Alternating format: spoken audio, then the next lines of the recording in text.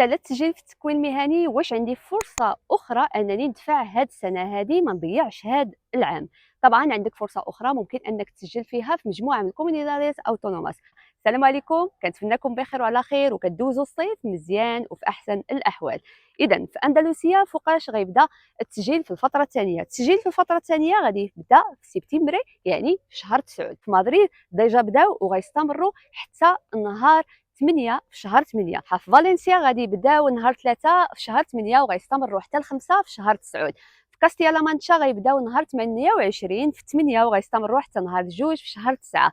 هاد المعلومات كاملين ممكن انكم تشوفوهم او تشوفوا الكوميونيداديز اخرين اللي بقاو وما ذكرتهمش، حيت كاينين بزاف ديال الكوميونيداديز اوتونوماس هنايا في الموقع ديال طودو اف بي فيه جميع التواريخ. والا ما عرفتوش تستخدموا الموقع ممكن انكم تواصلوا معنا وحنا نشوف لكم التاريخ المناسب باش تسجلوا في الفرصه الثانيه للتكوين المهني ويكون عندكم حظوظ اكثر. طبعا غنعاود نذكر بواحد المعلومه جد مهمه ذكرتها بزاف ديال المرات: حاولوا ما امكن تسجلوا في الكومينيداد كامله، ما تسجلوش في واحد المدينه معينه وديروا شعاب مختلفه باش هكذا تقدوا تلقاو الفرصه ديالكم هذا العام هذا. تلقاو معلومات جديده. السلام عليكم.